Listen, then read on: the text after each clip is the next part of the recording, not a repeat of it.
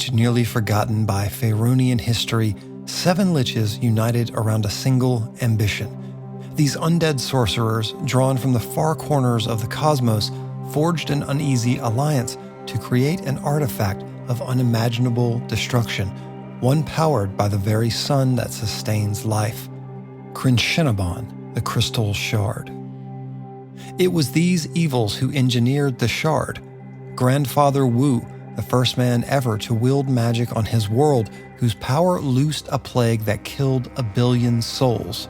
Fechagrol, a barbarian shaman who sold the souls of his entire people for the power of undeath. Zlan Klurvish served the dark goddess Shar and walked among the first wizards to explore the Shadow Weave. Veraself Rex ruled a world as wizard emperor, then descended into madness when he traded his throne for immortality. Argent Black rose from the negative material plane, a monstrous thing that feeds on darkness and hate.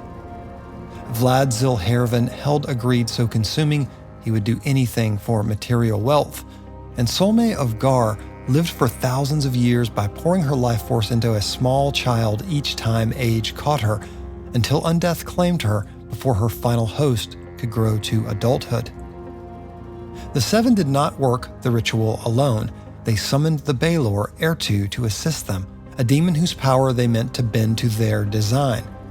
The ritual proved too perilous for its makers. They succeeded and failed in the same moment. Crenshinibon awakened to its own malignant consciousness, and the 7 neglected to shield themselves from its violent birth. As the shard drew its first breath, an aftershock of raw malevolence erupted. The blast consumed the bodies of the 7 liches.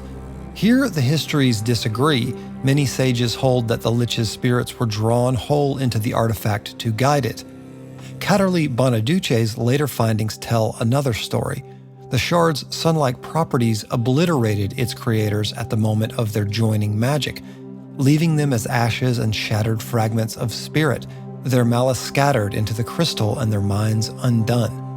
The same explosion hurled Ertu back to the abyss, where he woke beneath the fire-red skies of his home plane and assumed Crenshinibon had been destroyed. But the shard survived. Crenshinibon had consumed its creators and become something greater, a sentient relic with an insatiable hunger for dominion and a will entirely its own. It fed on sunlight and felt warm to the touch. It could send out a line of fire and bend lesser minds to whoever held it. Its greatest power was the making of the Cryshal-Tirith, towering replicas of itself that served as semi-sentient layers where the wielder's command over weaker minds swelled until they believed themselves supreme master of their house.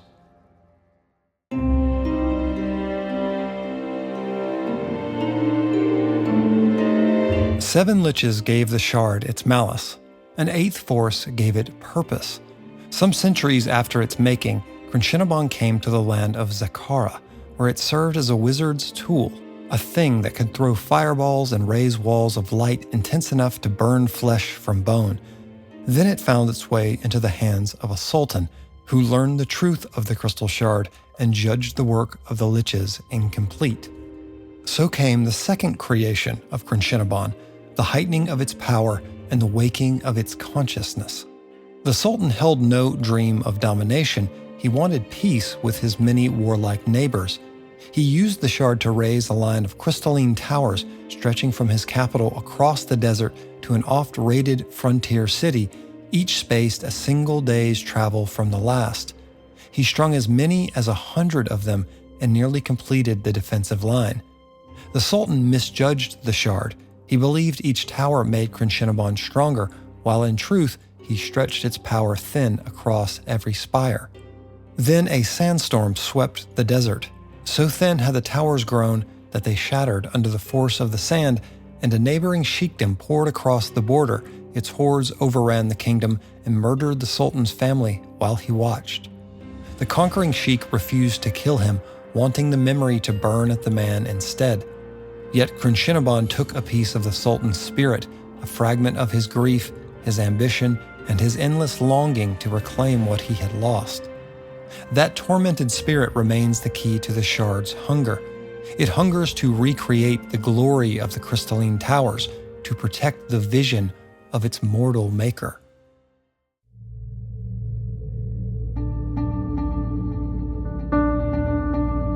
Crenshinibon survived the deaths of its makers and began a long wandering. For millennia, it traveled the multiverse and passed through hundreds of hands, raising some of its wielders into cruel and powerful tyrants. Centuries after the creation, Ertu found the shard's trail again. A Cryshal-Tirith had arisen with a pulsing heart, and he sensed the relic close at hand. Aldemanira arrived first, a Movanic Deva of tremendous power, a foot soldier in the eternal war between the goodly planes and the infernal. With a single word, the Deva banished Ertu back to the abyss. Then he turned to the shard, intent on destroying it. Crenshinibon burned his hands, unable to unmake the relic. Aldemanira hurled it across the plains, hoping it would come to rest with someone who held the wisdom and the means to end it. The shard slipped through the fabric of countless worlds and settled into the snow of a bowl-shaped dell high in the spine of the world. There it lay in icy silence and waited. In 1351 Dell Reckoning, the shard found the wielder it had waited for. Akar Kessell was a stuttering apprentice of little talent, manipulated by the Luskan wizards Eldaluk and Dendibar the Mottled into murdering his own master, Morkai the Red, on the promise of a seat in the host tower of the Arcane. They never meant to keep that promise. They led him into the spine of the world, dropped him into a hollow in the snow, and left him to freeze. Half dead and numb beyond feeling, Kessell felt a warmth rising through the snow beneath him. He dug toward it with hands he could no longer feel and pulled Crenshinibon free of the ice. To Kessell, it offered heat, life, and the first respect he had ever known. It offered all of it with a purpose of its own. His first wish was simple. A wizard should have a castle. He found a second crystal lying in the snow beside the first, a perfect duplicate, and guided by whispers he mistook for instinct, he set it down and spoke 3 words he did not understand. Ibsum Dal Abdur. The crystal drew the sunlight inward, cast the bowl into shadow, and grew. It rose into the sky, an exact image of Crenshinibon, swelled to mammoth proportions. Kessell knew its name the moment it stood complete. Cryshal-Tirith, the Crystal Tower. Left to himself, Kessell would have asked for nothing more. He came from meager peasant stock, and for all his boasting, he was frightened of power and ignorant of what to do with it. Crenshinibon had waited too long to be wasted on a timid man content with comfort. Night after night, it sent him dreams of conquest, each grander than the last, molding a malleable man into an iron-fisted instrument of its will.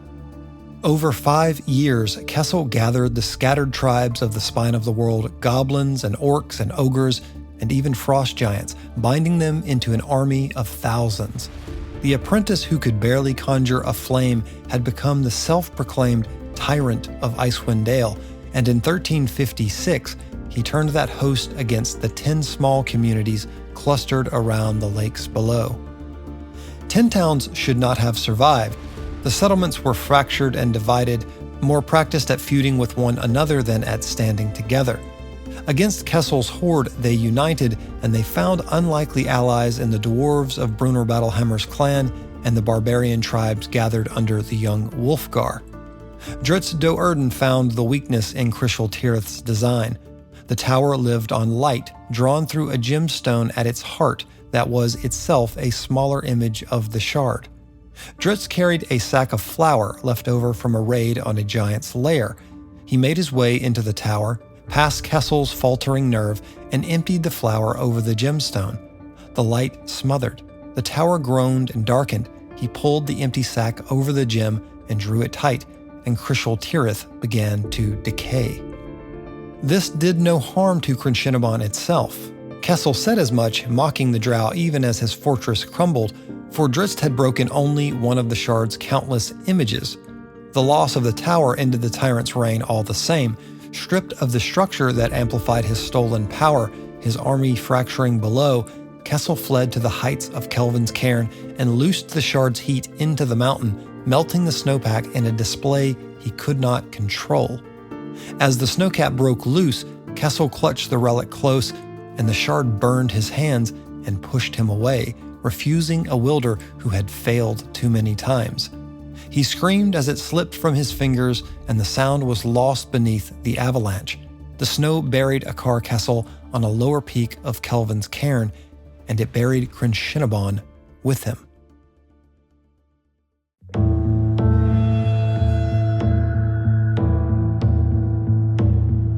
Years after the avalanche, when the Baelor Heir 2 found his way out of the abyss once more, the shard had already begun to stir. Heir 2 came for 2 prizes, Crenshinibon and revenge on Drizzt Do'Urden for casting him back into the abyss. He carried with him a black coffer holding an anti-magic sapphire, a remnant of the time of troubles. Stumpet Rakingclaw, a dwarven cleric of Mithril Hall, found the shard by chance during a small avalanche on Kelvin's cairn, mistaking it for a charm against the cold. The relic worked on her in secret, and through her it called out to the one who hunted it. Heir 2 seized Stumpet's soul and caged it within his magical ring, leaving her body a hollow, soulless thing. The shard he claimed for himself, suspending it in the heart of his new tower, a Cryshal-Tirith raised atop an iceberg adrift on the sea of moving ice. Then the Baelor sprang his lure. Stumpet's empty body rose and walked north out of the dwarven mines, drawn by a will beyond her own. Drizzt, Catti-brie, Brunner, and Regis followed, sensing the dwarf meant to lead them somewhere, never knowing that Heir 2 watched their every step from the scrying room of his crystal tower. Heir 2 believed he commanded the relic.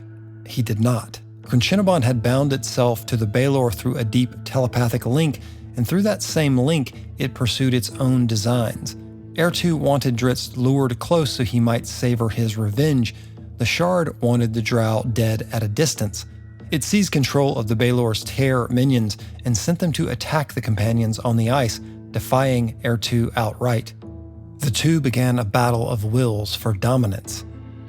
As the companions battled Heir 2, Regis found the Baelor's empty anti-magic coffer and bore down on the hovering shard. Crenshinibon poured into his mind, dominating him. The doubt nearly took him, then he lifted his own ruby pendant before his eyes, fell into its swirling depths, and somewhere in that hypnotic red, he found himself again. He leaped forward and snapped the coffer shut over Crenshinibon as it loosed a final pulse of energy. The box swallowed the shard and the attack both. The tower came apart, and Regis threw himself from a high window onto the ice as it crumbled behind. Drizzt and Wulfgar, now freed, drove Heir 2 back to the abyss once more. The shard fell silent in its coffer, captured but unbroken.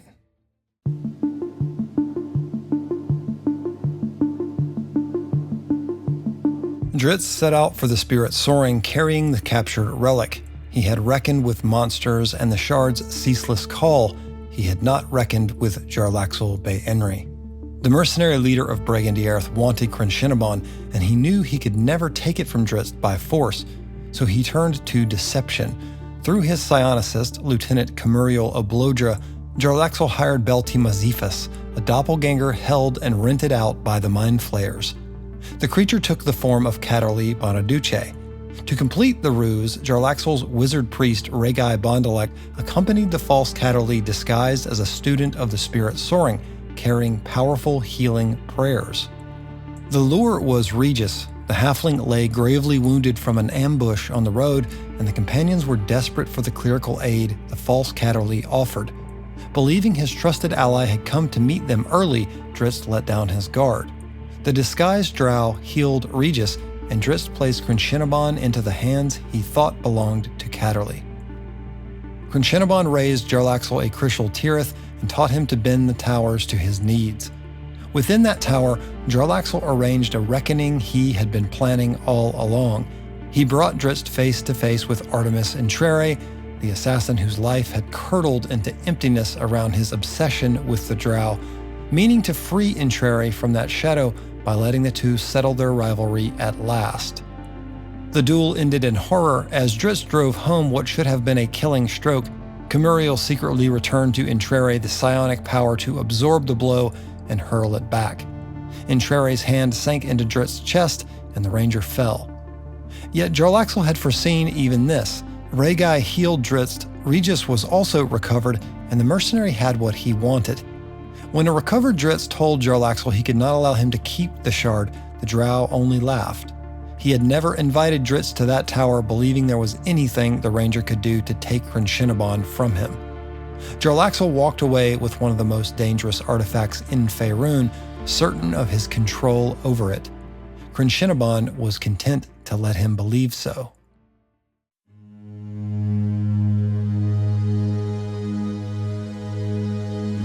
Jarlaxle carried the shard south to Kalimport, where Bragandierth took over the Bassadoni Guild.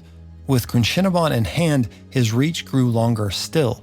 The shard went to work on its new master at once, feeding his ambition and nudging his careful schemes toward recklessness. Over time, the unshakable mercenary grew erratic, and his missteps drew notice. His lieutenants noticed first. Rhaegai had felt the shard's call and coveted it. Camuriel Oblodra moved more carefully, seeking knowledge of the shard from the one source that might truly understand it, the Illithid Yaraskrik, a mind flayer dwelling beneath Dalabad Oasis. Entreri watched the lieutenant's circle and understood his danger. Rhaegai commanded magic and Camuriel commanded the mind, and Entreri suspected they meant to discard both Jarlaxle and himself once the shard was theirs. He moved to claim a weapon against them. Karen's Claw, a sword and gauntlet built to catch and turn aside magic, held by the warlord Corrine Soulé at Dalabad Oasis. Through all of it, Crenshinibon worked at Entreri as it worked at every soul near it, and found nothing to hold. Where weaker men heard promises of glory, Entreri heard only a tool trying to use him, and he refused it with the same cold clarity he turned on everything else. The shard's whispers slid off him. Entreri meant to break Jarlaxle free of the shard's grip and see the thing destroyed. To that end, he made an unlikely alliance. Cadderly Bonaduce had at last learned how the shard might be unmade, and along with his wife Danica and the dwarven brothers Pickle and Ivan Bouldershoulder, they sought out the great red dragon, Hephaestus. After one failed attempt to destroy the shard, the plan came together in chaos. Rhaegai brought his own schemes to the Dragon's Mountain, as did Camuriel, having seized Yaraskrik as a new ally. Jarlaxle, freed now and turned against his treacherous lieutenants, sprang his own trap. As Rhaegai called on Crenshinibon to destroy his former master, Jarlaxle lured the red dragon Hephaestus, dropped a globe of darkness over Rhaegai and Yaraskrik in an instant before Hephaestus's breath washed over them, and the fire consumed the drow wizard and the Illithid both. Then the fire found Crenshinibon, and the artifact's long story ended in light.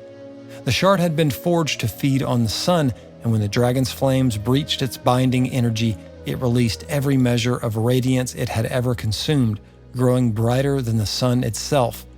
From that brilliance, the 7 liches rolled out as skeletal shadows, dancing around their creation as they had at its dark birth, and one by one they thinned into nothing. Last came the shadow of a man hunched and broken with grief, the stolen soul of the long-lost sultan, who sat staring at the stone in such despair that even merciless Hephaestus felt the sorrow of it. That final specter faded, and the light of Crenshinibon dimmed. The dragon paid a terrible price. Unable to look away from the purest power it had ever beheld, Hephaestus was struck blind, its eyes destroyed by the shard's final act. It retreated to its hoard, dreaming of vengeance on the intruders who had brought the cursed thing before it. Cadderly's formula had proven true. Crenshinibon, the artifact that had plagued Faerûn since before recorded history, was gone.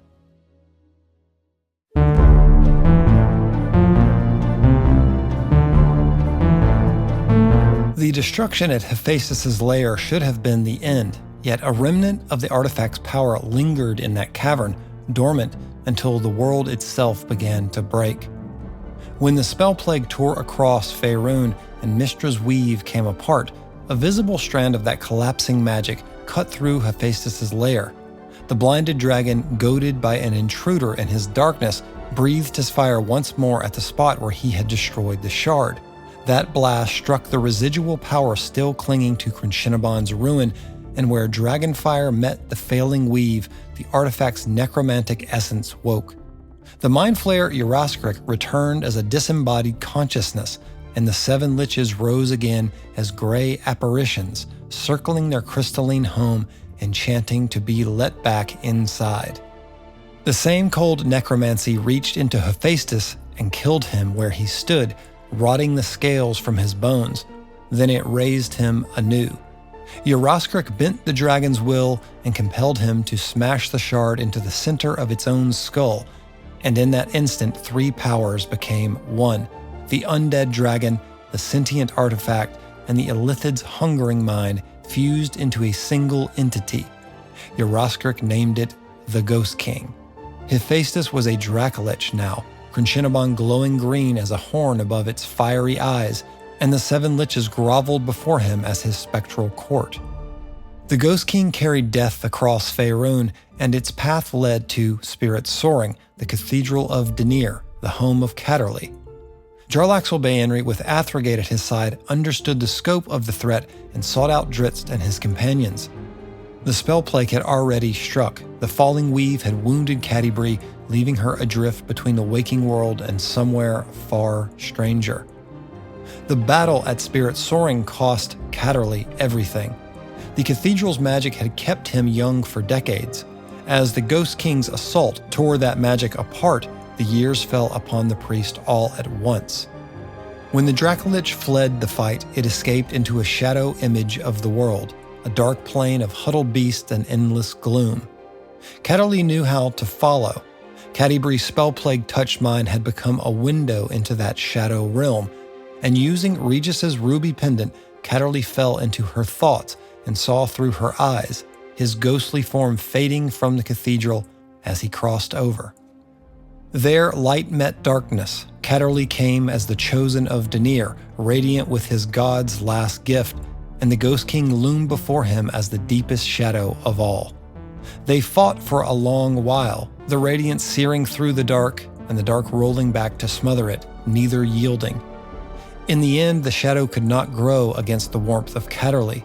The Dracolich knew the truth before the struggle ended. Its throne had been usurped, and against the new Ghost King, the beast could not win. Hephaestus fled, and Cadderly let him go. His duty was to seal the threat. He could not cross back through the membrane between planes, bound now by his service to Dinir and by his own choice, and he accepted it. Cadderly became the Ghost King, an eternal sentinel walking a glowing ward around the ruins of Spirit Soaring. The shard's necromancy was undone, its liches scattered, its hunger silenced.